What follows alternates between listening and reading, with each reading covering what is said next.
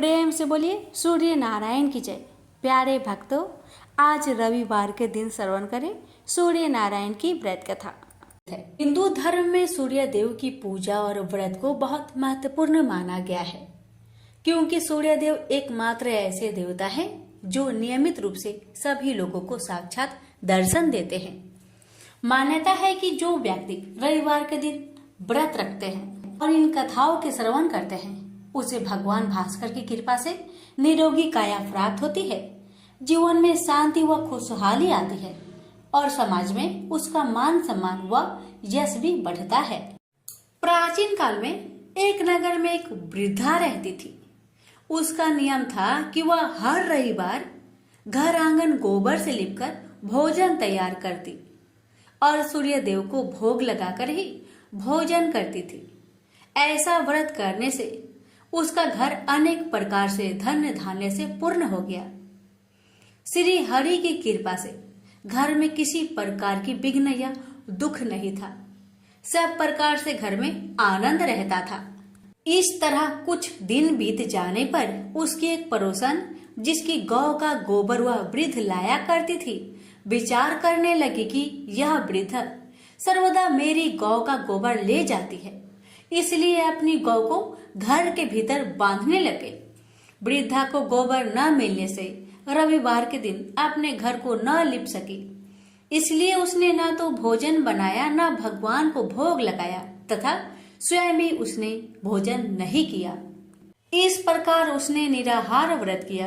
रात्रि हो गई और वह भूखी सो गई। रात्रि में भगवान ने उसे स्वप्न दिया और भोजन न बनाने तथा लगाने का कारण पूछा। वृद्धा ने गोबर न मिलने का कारण सुनाया।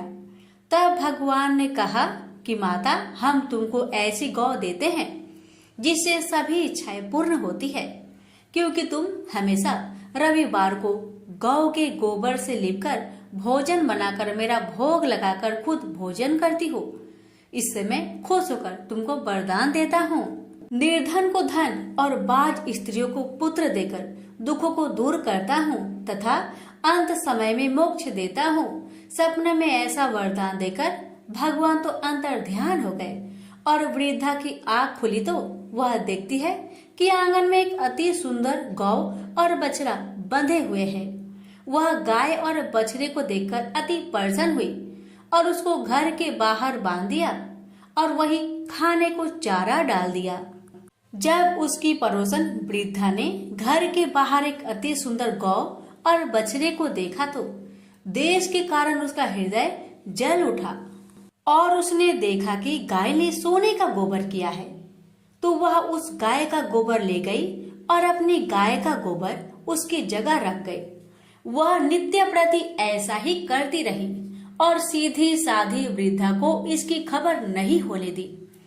तब सर्वव्यापी ईश्वर ने सोचा कि चालाक पड़ोसन के कर्म से वृद्धा ठगी जा रही है, तो ईश्वर ने संध्या के समय अपनी माया से बड़े जोर की आंधी चला दी।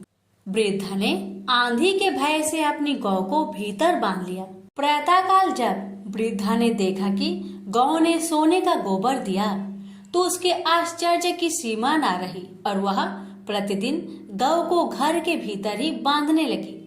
उधर पड़ोसन ने देखा कि बुढ़िया गौ को घर के भीतर बांधने लगी है और उसका सोने का गोबर उठाने का दांव नहीं चलता, तो वह ईर्ष्या और डाह से जल उठी और कुछ उपाय न देखकर पड़ोसन ने उस देश के राजा की सभा में जाकर कहा, महाराज, मेरे पड़ोस में एक वृद्धा के पास ऐसा गौ है जो आप जैसे राजा के ही योग है। वह नित्य सोने का गोबर देती है। आप उस सोने से प्रजा का पालन करिए।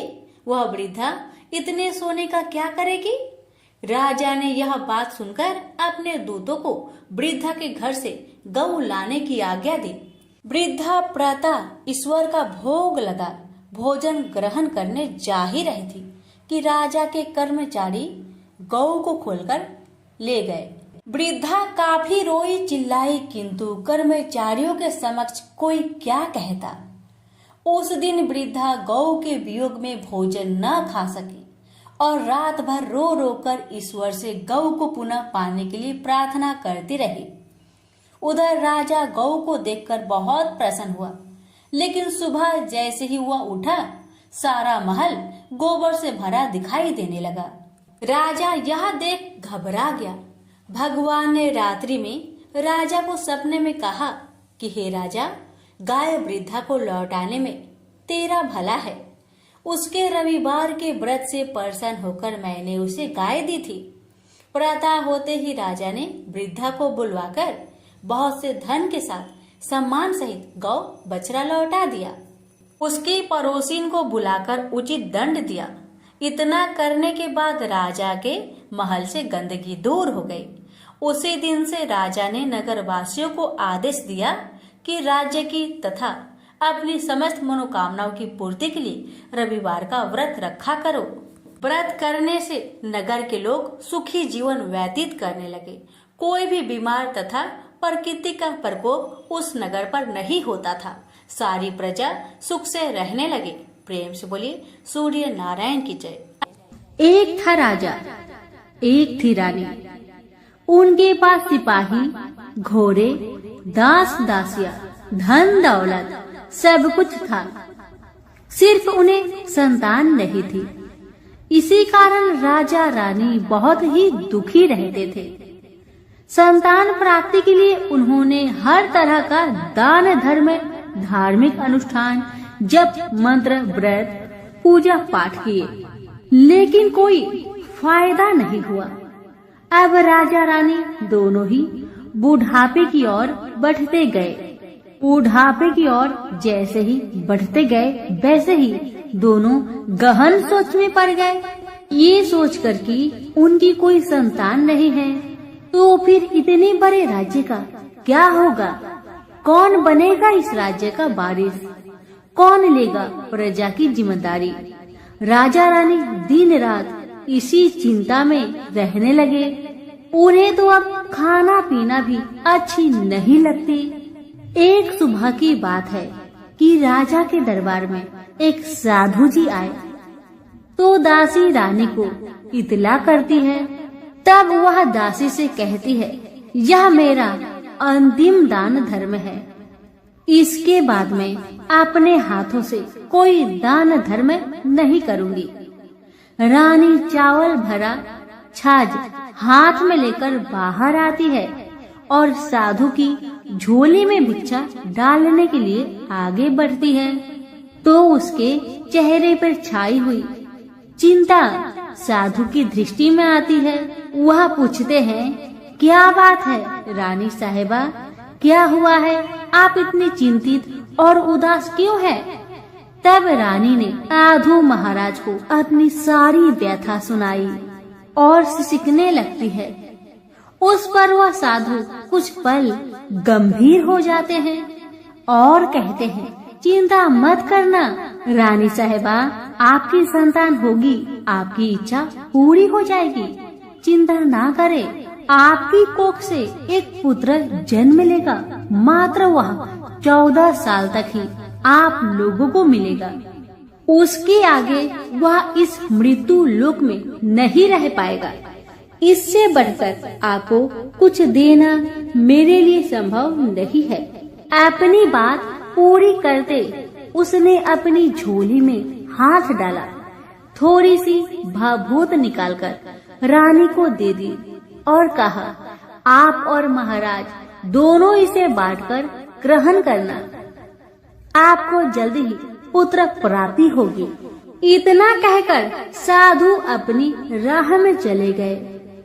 उनके जाने के बाद रानी सोचने लगी, 14 साल तो 14 साल ही सही, उतने समय के लिए हमें पुत्र तो मिलेगा, यही काफी है। उतने साल तक मैं उसे जी जान से बड़ा करूंगी, उसे ढेर सारा लाड़ दुलार करूंगी, अपनी संतान की हर मुरादे को पूरी करूंगी। उस रात अपना सारा राजकाज खत्म करके राजा जब रानी के महल में गए, तो रानी ने क्या किया कि राजा को सारी बात बताई जो साधु जी ने उन्हें बताया था। रानी ने साधु की दी भभूत राजा को दिखाकर बोली, साधु महाराज ने यह भभूत हम दोनों को ग्रहण करने को कहा है। राजा बोले, इतना दान धर्म किया, जब तप किया, कोई फल नहीं मिला। अब इस भभूत से हमें संतान प्राप्ति होगी, ऐसा है क्या? उस पर रानी बोली, जब इतना सब कुछ किया तो अब यह भी सही करके देख लेते हैं। अब बेमतलब की उस साधु के क्रोध को क्यों हम बुलावा दे। राजा को अब किसी पर विश्वास नहीं था, लेकिन पत्नी को दुख न पहुँचे इसलिए वह राजी हो गए। राजा राजी हो गया तो फिर क्या होता है कि राजा रानी दोनों नहाते धोआते हैं, फिर अपने अपने भगवान का स्मरण करते हैं, अपने पुरखों को स्मरण करते हैं और उस साधु महाराज का नाम स्मरण करके वह भभूत बांटकर दोनों खाते हैं। उसके बाद दोनों निश्चिंत होकर सो जाते हैं। तो कुछ दिन गुजर जाते हैं और साधु द्वारा कहे अनुसार रानी गर्भवती हो जाती है। उस पर राजा रानी दोनों की खुशी का गमन नहीं समाती। राजा रानी से बोला, महारानी सचमुच साधु महाराज की कृपा हो गई। समय बीतते गया, 9 महीना पूरा हो गया तो रानी ने एक सुंदर गोरे पुत्र को जन्म दिया।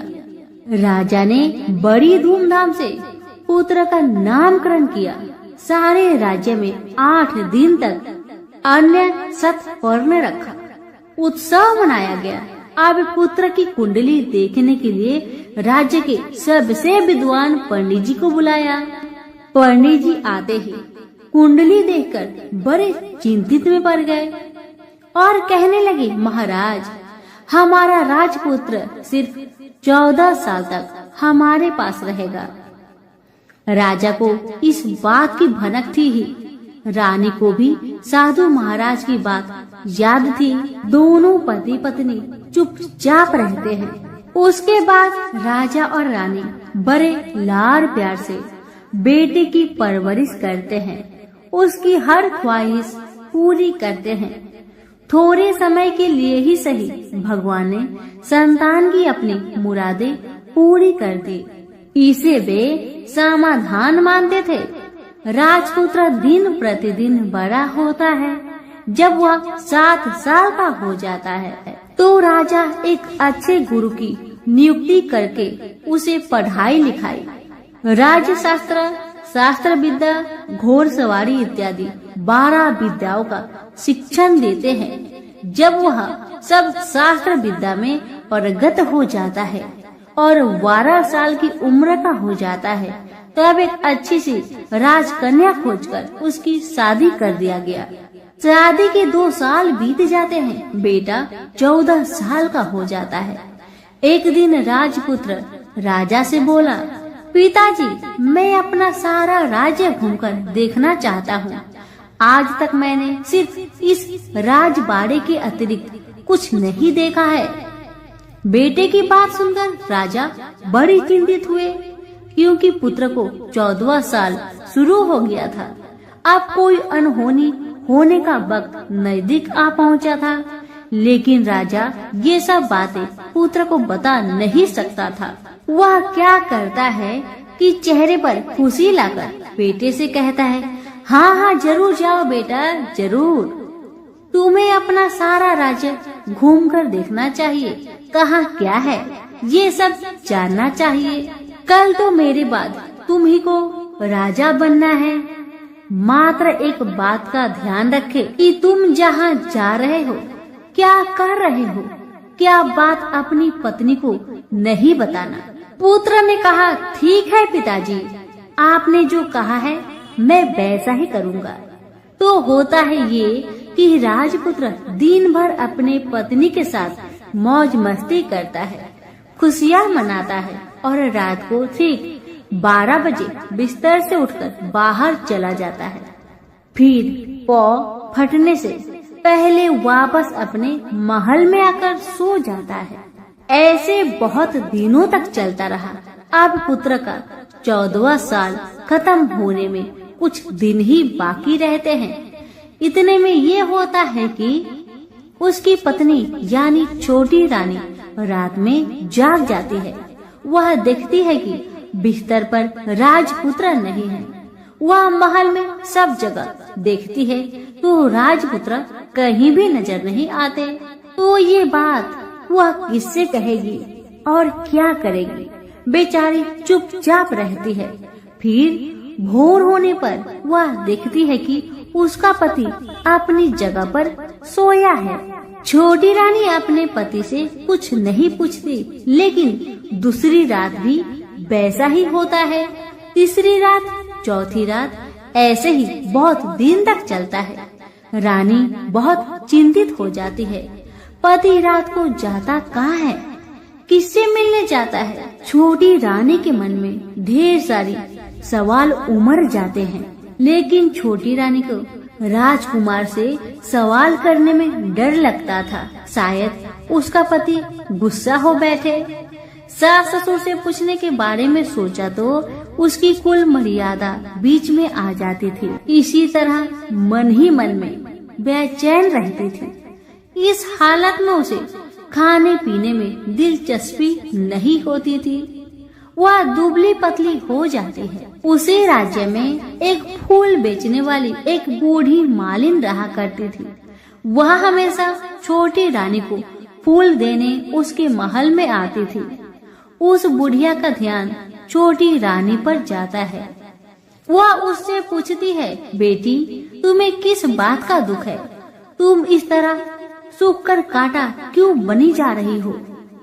उस पर रानी कहने लगी, क्या बताऊं बूढ़ी अम्मा, तुम्हारा राजपुत्र हर रात बिस्तर पर से उठकर कहीं और चला जाता है और सुबह भोर होते ही वापस आकर सो जाता है। वह कहाँ जाता है? प्रेमिका से मिलने जाता है क्या? यह सोचकर मैं अन्न जल ग्रहण नहीं कर पाती और सूख सूख कर इस तरह कांटा बन गई हूँ। बुढ़िया सब बात सुनकर उसे एक उपाय बताती है और कहती है, बेटी तुम ऐसा ही करना, आज रात तुम सोना मत, उसके पीछे जाकर देखना कि वह कहाँ जाता है, क्या करता है, उसकी अच्छी तरह से पहरेदारी करना। इस पर छोटी रानी ने कहा, मुझे नींद आ गई तो मैं क्या करूँगी? तब बूढ़ी अम्मा ने कहा, तुम्हें नींद न आए इसलिए एक काम करना, अपने बाएं हाथ की उंगली में एक जख्म करना, उस पर थोड़ी सी मिर्च छिड़कना, उससे तुम्हें बड़ी जलन होगी और उस पीड़ा से तुम्हें रात भर नींद नहीं आएगी। रानी बुढ़िया के कहे अनुसार करती है। उंगली की जलन से उसे बड़ी देर तक नींद नहीं आती, लेकिन बाद में वह सो जाती है। दूसरे दिन सुबह बुढ़िया फूल लेकर उसके महल में पहुंचती है और पूछती है, क्या हुआ बेटी, देख पाई क्या तुम्हारा पति कहाँ जाता है? रानी कहने लगी, नहीं अम्मा, पहले कुछ समय जलन के कारण मुझे नींद नहीं आई, पर कुछ देर पश्चात मैं सो गई थी। बुढ़िया कहने लगी, कोई बात नहीं, आज तुम उंगली पर पहले से थोड़ा ज्यादा जख्म करना और ज्यादा मिर्च लगाना। बूढ़ी अम्मा के कहे अनुसार छोटी रानी ने वैसा ही किया, परंतु वह सिर्फ पति के बिस्तर से उठकर बाहर निकलते वक्त जाग पाई थी। वह उसके पीछे नहीं जा सकती क्योंकि उसकी आंखें उस समय तक मुद गई थी। दूसरे दिन सुबह बूढ़ी अम्मा आई तो उसने पूछने से पहले ही छोटी रानी ने बूढ़ी अम्मा को रोककर कहा, अम्मा, मैं आज भी उनकी पहरेदारी ठीक तरह नहीं कर पाई। बुढ़िया कहती है, रोना नहीं बेटी, सब कुछ ठीक हो जाएगा। तुम आज रात जख्म और बड़ा करना और उस पर ज्यादा से ज्यादा मिर्च छिड़कना। और एक काम करना बेटी, वह जब जाने के लिए निकलता है तो उसका रास्ता रोकना। बुढ़िया ने जैसा बताया रानी ने वैसा ही किया। आज रात उसे नींद नहीं आती। अब जैसे ही रात के 12 बजे राजकुमार बिस्तर से उठकर जब महल से निकलने लगे तो बुढ़िया के कहे अनुसार रानी ने वैसा ही किया। दौड़कर जाकर अपने पति का रास्ता रोककर कहने लगी कि कहाँ जा रहे हो, किससे मिलने जा रहे हो, मुझे बताओ। राजपुत्र उसे समझाने की बहुत कोशिश करता है। देखो, अगर मैंने तुम्हें वह बताया तो मैं तुम्हें दोबारा नहीं मिल पाऊंगा। पत्नी कहने लगी, कोई बात नहीं, न मिल पाओ, लेकिन आप रात के समय कहाँ जाते हो ये मुझे पहले बताओ। अब राजपुत्र निरुपाय हो जाता है। पत्नी की जिद के आगे उसकी एक नहीं चल पाती। ठीक उसी समय उसका 14वां साल खत्म होकर 15वां साल लगने वाला था। जो होता है वह हो जाने दो, वह सोचता है। कुछ चावल मंत्रों से सिद्ध करके पत्नी को देकर कहता है, इन चावलों के दानों को दोनों हाथों की मुट्ठी में पकड़ना। पहले दाएं हाथ में पकड़े चावल मेरे ऊपर फेंकना। मैं कौन हूँ तुम्हें पता चल जाएगा। बाद में बाएं हाथ में पकड़े चावल मेरे ऊपर फेंकना। मैं जैसा था तुम्हें मिल जाऊंगा। लेकिन यदि तुम बाएं हाथ के चावल मेरे ऊपर फेंकना भूल गई तो मैं तुम्हें कभी नहीं मिल पाऊंगा। राजकुमारी ने कहा, मैं नहीं भूलूंगी। रानी बड़े आत्मविश्वास के साथ कहकर दाएं हाथ में पकड़े चावल पति के ऊपर फेंक दिया तो राजपुत्र एकदम एक विशाल घोड़ा बन जाता है। एकदम उद्यमा सफेद गर्दन पर लंबी आयल देखते देखते वह तेजी से दौड़ने लगता है। रानी उस घोड़े को एकदम आश्चर्य से देखने लगती है और पति ने बाएं हाथ के चावल फेंकने की जो बात कही थी वह भूल जाती है। उसकी आंखों के सामने घोड़ा महल से बाहर निकलकर चला गया। घोड़ा जो महल से बाहर गया तो वह वापस नहीं आया। अब रानी को बड़ा पश्चाताप हुआ। वह स्वयं को कोसने लगी, लेकिन अब कोई फायदा नहीं होने वाला था। राजपुत्र अब वापस नहीं आने वाला था। सुबह होते ही महाराजा महारानी को सब बात पता चली। उन्हें बहुत दुख हुआ। वे बिस्तर पकड़ते हैं और राह देखते हैं कि एक दिन उनका बेटा वापस आ जाए। इस तरह 1 महीना गुजरा, 2 महीने गुजरे, 3 महीने गुजरे, आखिर 6 महीने पूरे हुए। राजपुत्र का कोई आता पता नहीं लगा। प्रधान राजपुत्र को ढूंढने के लिए राज्य के गांव-गांव सिपाही भेजा गया, लेकिन उन्हें कोई सफलता नहीं मिली। इधर रानी अपनी हठ के कारण पति गायब हो गया, यह सोचकर स्वयं को मन ही मन कोसती रही और प्रण लेती है कि कुछ भी करके पति को ढूंढ लाएगी और उसे वापस घर ले आएगी। एक दिन वह सुबह उठकर सास ससुर के महल में जाती है और कहती है कि मैं अपने पति की खोज में जा रही हूँ। महाराजा महारानी को और क्या चाहिए था, बस उनका बेटा उन्हें वापस मिल जाए। बहू को उन्होंने अनुमति दे दी और कहा कि बेटी तुम्हें जहाँ जाना है जाओ, जो करना है करो, पर मेरा बेटा को लेकर ही वापस आना। भगवान तुम्हें कामयाबी दे। अब रानी क्या करती है कि अपना शाही भेष बदलकर एक सेठानी बन जाती है। कुछ दास दासियों को, कुछ नौकरों को साथ में लिया, कुछ सामान साथ लिया और राज्य की सीमा पर जाकर वहाँ एक भोजनालय खोल दिया। वह आने वाले सब यात्रियों को खाना मुफ्त में देने लगी। मात्र एक शर्त रखी कि खाने वालों को उसकी देखी कोई अजीब चीज उसकी मालकिन को यानी राजकन्या को बतानी पड़ेगी। तो वहाँ आने वाला हर नागरिक अपनी तरफ से मैंने यह देखा, मैंने वह देखा कहकर वहाँ से मुफ्त खाना खाकर जाता था। परंतु रानी को जो बात चाहिए थी वह अब तक किसी से नहीं मिली थी।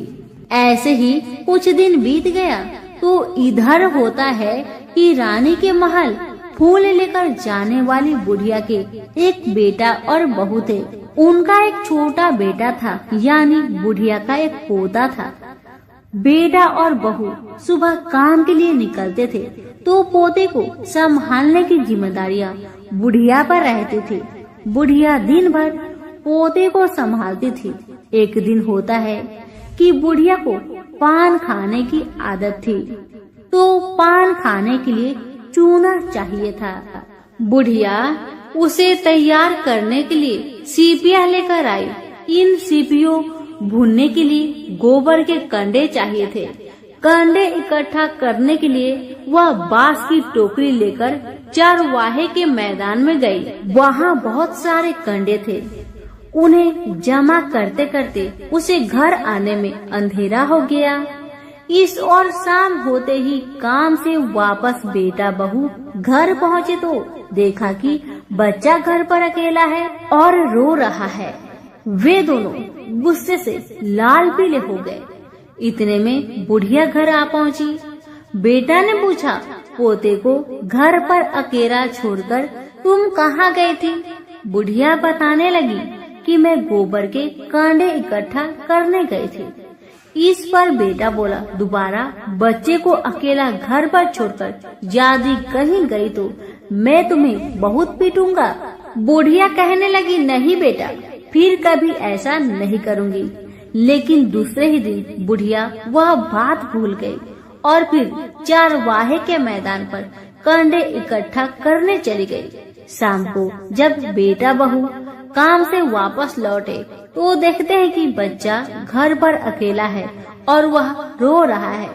अब उसके बेटे की सहन शक्ति खत्म होने लगी और बुढ़िया के वापस आने पर उसे घर से निकाल दिया। बुढ़िया रात भर घर के बाहर अंधेरे में बैठी रही और सुबह होते ही हाथ में टोकरी लेकर कंडे इकट्ठा करने के लिए निकल गई। उस दिन उस पर कंडे इकट्ठा करने का मानो पागलपन सवार था। कंडे इकट्ठा करते करते जब अंधेरा छा गया उसे मालूम ही नहीं चला। उसे जब ध्यान आया तो गांव का रास्ता भी ठीक तरह से दिखाई नहीं दे रहा था। वह अंधेरे में आंखें फाड़कर देखती है, किसी तरह आगे निकल पड़ी तो क्या होता है कि एक कपिला गाय छन छन की आवाज करते गले की घंटी बजाते ठुमुक ठुमुक कर उस मैदान पर आ गई। उसे देखकर बुढ़िया सोचने लगी कि इस गाय के पीछे पीछे जाऊंगी तो गांव तक पहुंच जाऊंगी। तब बुढ़िया उसके पीछे पीछे जाने लगी। वह गाय क्या करती है कि उस मैदान से लेकर एक एक करके 6 मैदान पार करती है। आखिर में वह 7वें मैदान पर पहुंचती है तो वहाँ क्या होता है कि उस मैदान पर एक बड़ा सा पत्थर है। गाय जाकर उस पत्थर को अपना सींग मारती है। सींग मारा तो वह पत्थर टूट गया और हट गया और पाताल में नीचे जाने की सीढ़ियां दिखाई देने लगी। तब वह गाय उन सीढ़ियों से नीचे जाने लगी। बुढ़िया वह सब देखती रही और झट जाकर गाय की पूंछ को पकड़ लिया। पूंछ पकड़कर वह गाय के साथ नीचे पाताल पहुंच गई। पाताल में पहुंचते ही तुरंत गाय की पूंछ छोड़ दी और इधर उधर देखने लगी। वहीं से बुढ़िया ने देखा कि पाताल में सब जगह जगमगाहट है, दिया दीप जलते हैं और तेज रोशनी गाय के ऊपर पड़ रही है और वहाँ अद्भुत घटनाएं घटने लगी। गाय के नीचे जाते ही उसके गले में अपने आप सांकल पड़ गई और छमछम करके कोई दूधाड़ी में गाय का दूध दोहने लगी। लेकिन जो भी कोई वह कर रहा है वह मात्र दिखाई नहीं दे रहा। बुढ़िया बहुत घबरा गई, कहाँ आकर फंस गई। वह सोचने लगी कि और यहाँ वहाँ छिपने के लिए जगह ढूंढने लगी, लेकिन उसे कहीं भी जगह नहीं मिली। हर जगह उजाला ही उजाला था। तो वह जो एक कोने में खड़ी रह गई और जो कुछ सामने हो रहा था उसे चुपचाप देख रही थी।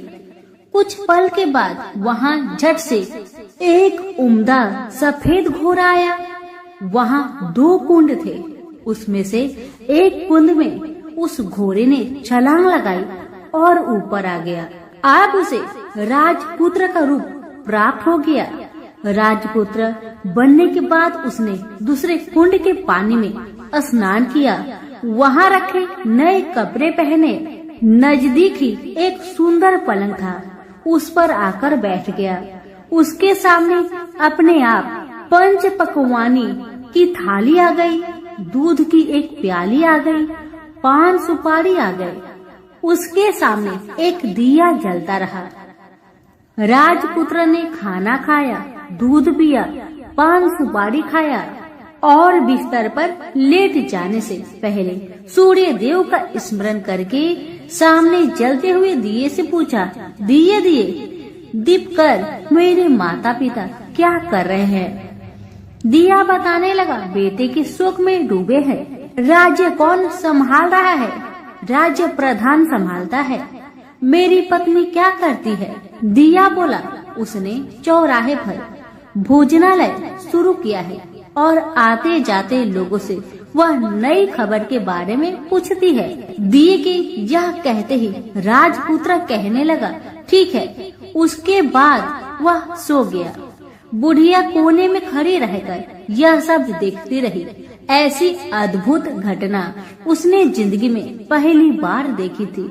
उसे अंदर ही अंदर चुलबुलाहट होने लगी।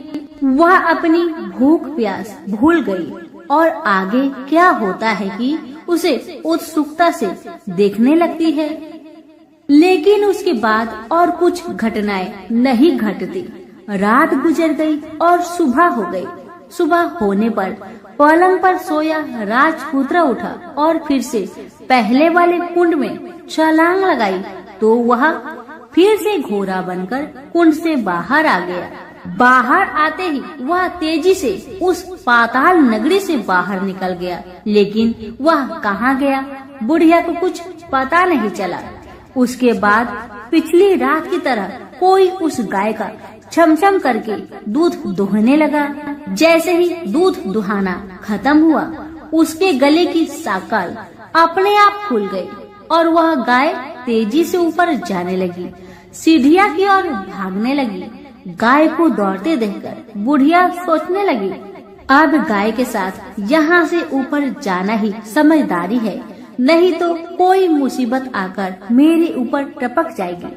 झट से उसने गाय की पूंछ पकड़ ली और गाय के साथ ऊपर आ गई। गाय जब ऊपर मैदान में पहुंची तो उस सुरंग का रास्ता अपने आप बंद हो गया और उसके मुख पर एक बड़ा सा पत्थर पूर्ववत खड़ा हो गया।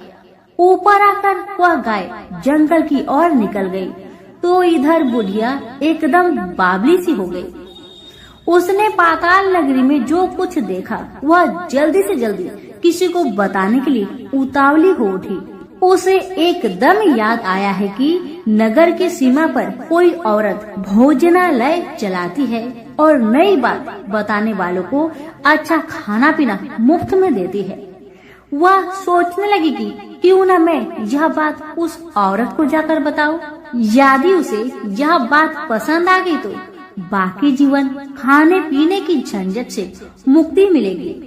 बुढ़िया ने मन में तय किया और तुरंत उस भोजनालय के द्वार पर टंगे नगारे के सामने खड़ी हो गई और जोर जोर से नगारा बजाना शुरू किया। नगारे का इस तरह शोर सुनकर मालकिन यानी छोटी रानी मन से प्रसन्न हो जाती है कि शायद कोई बड़ी बात लेकर यहाँ आया है। रानी सिपाहियों को आदेश देती है, जाइए और जो कोई आया है उसकी अच्छी खातिरदारी कीजिए। आदेश पाते ही सिपाही नीचे दौड़ गए तो एक बुढ़िया नगारा बजा रही है। उन्होंने पूछा, क्यों रे बुढ़िया, क्या हुआ, क्यों नगारा बजा रही हो? बुढ़िया बोली, कुछ नहीं बेटा, यहाँ खाना मिलता है ना, इसलिए आई हूँ। बुढ़िया ने सिपाहियों से बोला, खाना मिलेगा? सिपाही बोले, हाँ मिलेगा, लेकिन तुझे कोई नई बात बतानी पड़ेगी। बुढ़िया बोली, हाँ बताऊंगी। एक बात मालूम है मुझे, इस पर सिपाही उसे अंदर लेकर आए। उनको मालकिन का आदेश था कि जो कोई बूढ़ा बुजुर्ग वहाँ आए उनके साथ अच्छी तरह पेश आना, उनका अच्छा आदर आतिथ्य करना। तो सिपाही ने इस बुढ़िया का भरपूर आदर आतिथ्य किया। उसे बड़ी सी थाली भरकर व्यंजन परोसते हैं। बुढ़िया कुछ दिनों से भूखी थी, वह खाने पर टूट पड़ी। खाना खाने के बाद सिपाही ने उसे नई साड़ी पहनने को दी। उसके बाद उसे लेकर रानी के पास आए। बुढ़िया और रानी ने तुरंत एक दूसरे को पहचान लिया। बुढ़िया बोली, बेटा तुम हो? और रानी बोली, बुढ़िया माँ आप है? बड़ी देर तक दोनों भली भांति की बातें करती रही। आखिर कुरवनी बुढ़िया से कहने लगी, अम्मा अब बताओ तुमने क्या बात नई देखी है? बुढ़िया बोली, मैंने कोई नई बात देखी नहीं है। वह तो मेरे पास तुम्हें देने के लिए खाने के लिए पैसे नहीं थे, इसलिए मैंने झूठ कहा और नगारा बजाया। रानी ने कहा, अम्मा घबराना नहीं, मैं किसी को तुम्हारा नाम नहीं बताऊंगी। फिर भी बुढ़िया मैंने क्या देखा, कब देखा करके आनाकानी करने लगी। इस पर कुंवर रानी ने उससे कहा, देखो अम्मा, यदि तुमने मुझे वह नई बात बताई तो मैं जिंदगी भर तुम्हारी देखभाल करूंगी, तुम्हें रानी माता की तरह रखूंगी। अब बुढ़िया बताने को तैयार हो गई। उसने जो कुछ उस चर गवाहे वाले मैदान पर देखा था वह सब कुछ कुंवर रानी को बता दिया। बुढ़िया की वे बात सुनकर कुंवर रानी को यकीन हो गया कि वह राजपुत्र उसी का पति है। वह तुरंत बुढ़िया से कहने लगी, अम्मा मुझे उस जगह पर ले चलो। तब बुढ़िया बोली, नहीं बेटी, वह पाताल राज्य है, साफ है।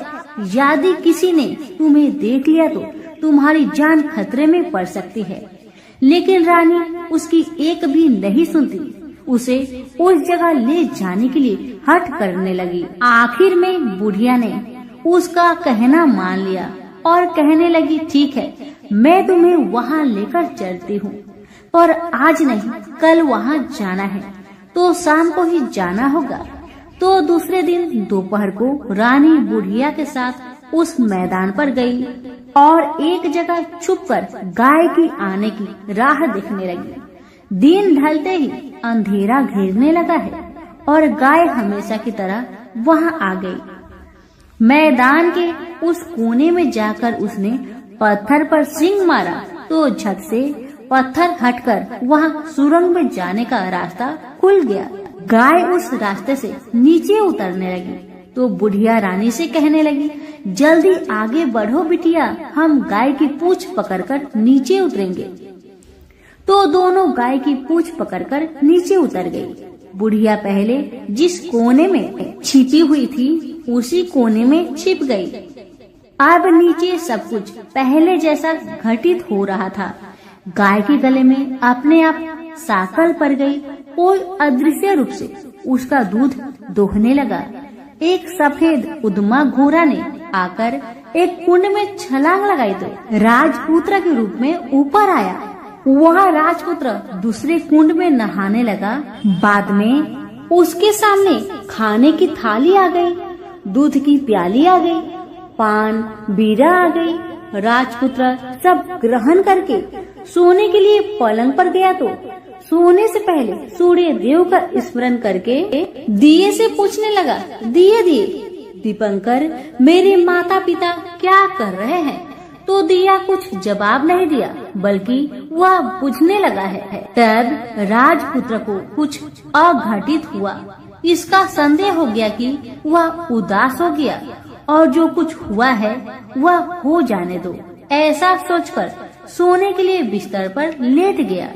अब रानी का संयम छूट गया। वह दौड़कर पति के पास गई और उसके पैर पकड़ने के लिए आगे बढ़ने लगी। राजपुत्र तुरंत ही पत्नी को पहचान लिया।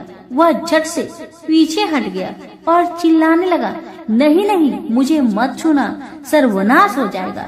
रानी दोनों हाथ जोड़कर पति से अपनी भूल स्वीकार करने लगी। स्वामी, मुझसे भूल हो गई है। मुझे आपसे नहीं पूछना चाहिए था कि आप रात को कहाँ जाते हो।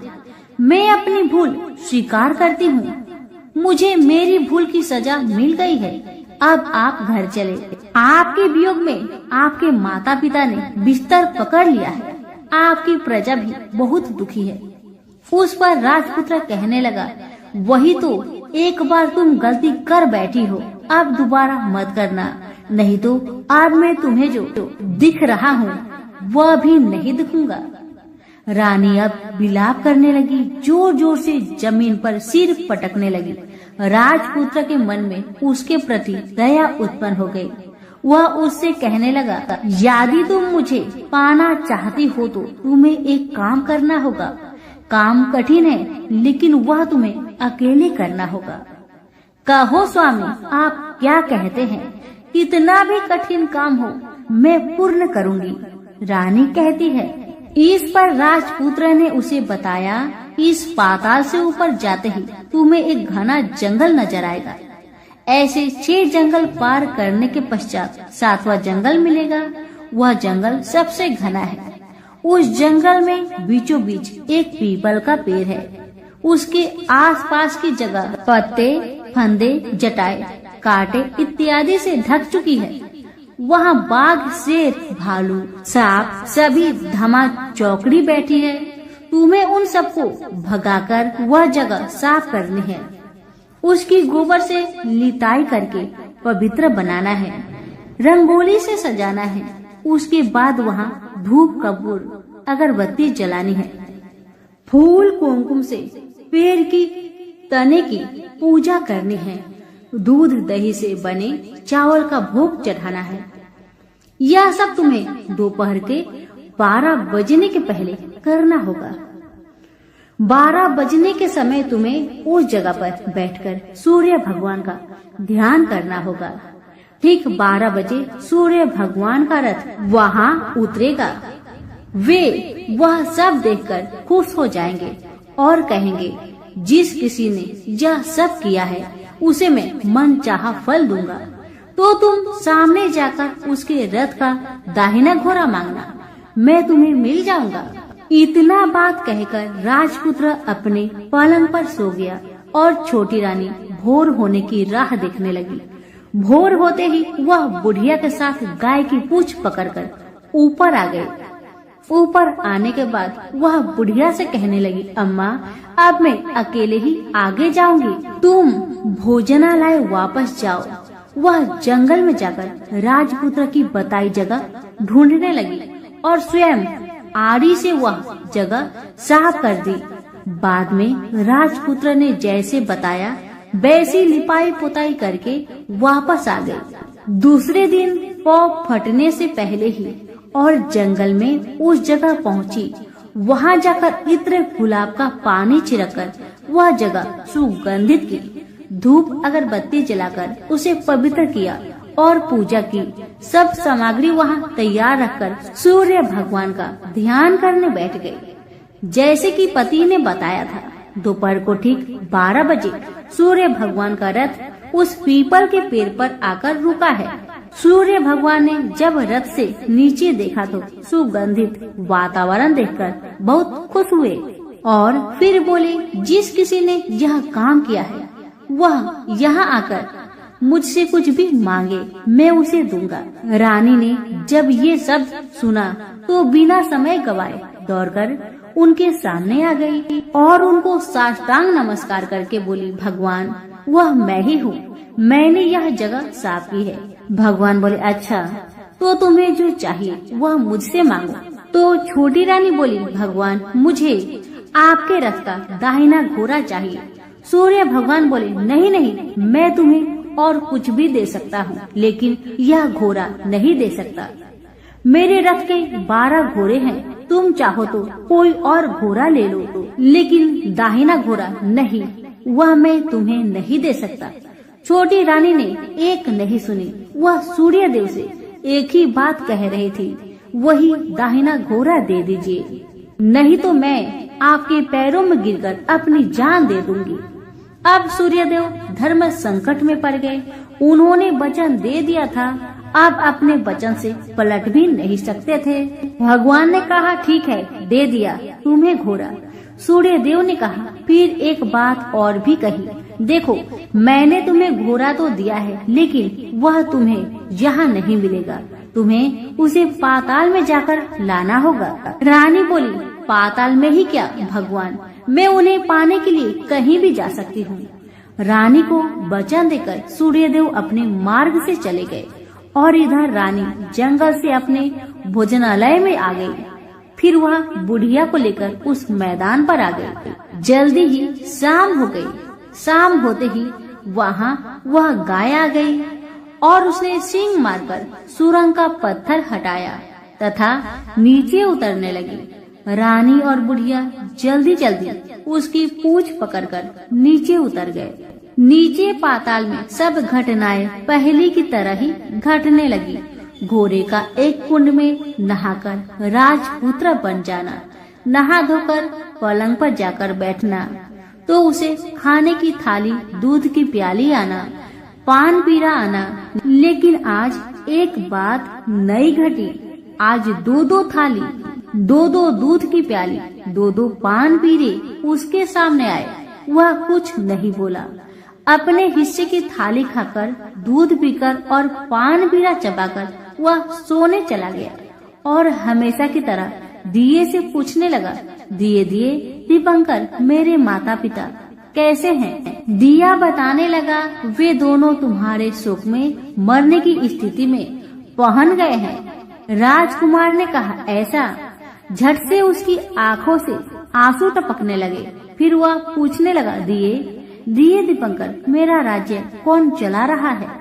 दिया बोला, तुम्हारा राज्य प्रधान चला रहा है और वह सब कुछ हड़प चुका है। वह प्रजा पर बहुत अत्याचार कर रहा है। सुनकर राजपुत्र को बहुत गुस्सा आया। वह गुस्से से अपनी मुट्ठी भींचने लगा। अब वह पूछने लगा, दिए दीपंकर, मेरी पत्नी क्या कर रही है? अब दिया कुछ नहीं बोला, चुपचाप रहा। अब रानी का संयम जवाब दे गया। वह दौड़कर पति के गले लग गई। अब मैं तुम्हें मिल गया, राजपुत्र कहने लगा। सच कहते हो, अब आप फिर से घोड़ा तो नहीं बनोगे ना? पत्नी ने कहा। पति ने कहा, नहीं, दोबारा घोड़ा नहीं बनूंगा मैं। तुमने जो इतने सारे कष्ट उठाए हैं मुझे पाने के लिए, इसलिए सूर्य देव ने मुझे सदा के लिए घोड़े के जन्म से मुक्त कर दिया है। राजपुत्र ने बड़े प्यार से कहा और उसे गले लगाया। उसके आंसू पोंछे। कुछ देर पश्चात भोर हो गई तो गाय की श्रृंखला टूटकर वह ऊपर भूलोक पर जाने लगी। रानी, राजपुत्र और बुढ़िया उसकी पूंछ पकड़कर ऊपर आ गए। ऊपर आने पर वे सीधे भोजनालय में पहुँचे। वहाँ का सब सामान लोगों में बांट दिया और उसको ताला लगाकर अपने राज्य में लौट गए। राजपुत्र वापस आता और उसके तेवर देखकर प्रधान घबरा गया। राजपुत्र ने उसे बंदी बनाकर कैद खाने में डाल दिया और राज्य की बागडोर अपने हाथ में ले ली। उसके बाद वह अपने माता पिता को मिलने उनके महल में गया। तब राजपुत्र क्या देखता है कि उसके माता पिता उसके शोक में सिर्फ पंजर बने हुए हैं। पुत्र को वापस आया देखकर मरणासन राजा रानी की आंखों से टप टप आंसू बहने लगे। इन दोनों ने पुत्र को गले लगाया, उसे प्यार से सहलाया। इतना होने के बाद उनके सेहत में एकदम सुधार आने लगा। वे अब बिस्तर से उठकर बैठ गए। पुत्र को आशीष देने लगे। राजपुत्र के आने की खबर तुरंत राज्य भर में फैल गई। प्रजा खुशी से फूली नहीं समाई। प्रजाजन राजमहल के सामने इकट्ठे हो गए। राजपुत्र ने भी उन्हें दर्शन दिए और आज से उन्हें कोई दुख नहीं पहुंचाएगा, ऐसा वचन भी दिया। अब राजा अपने पुत्र का राज्य अभिषेक करके उसे सिंहासन पर बैठाता है और बहू को महारानी का दर्जा देता है और स्वयं अपनी पत्नी के साथ ईश्वर स्मरण करते हुए खुशी से दिन बिताता है। महाराज बना राजपुत्र। अच्छी तरह से राज्य चलाने लगा और अपनी पत्नी के साथ सुख शांति से जीवन बिताने लगा। उस बुढ़िया को रानी ने अपने ही पास रख लिया, उसकी अच्छी तरह से देखभाल करने लगी। बुढ़िया और उसके बुढ़ापे के दिन खुशी से गुजरने लगे। तो प्रेम से बोलिए सूर्य भगवान की जय हो।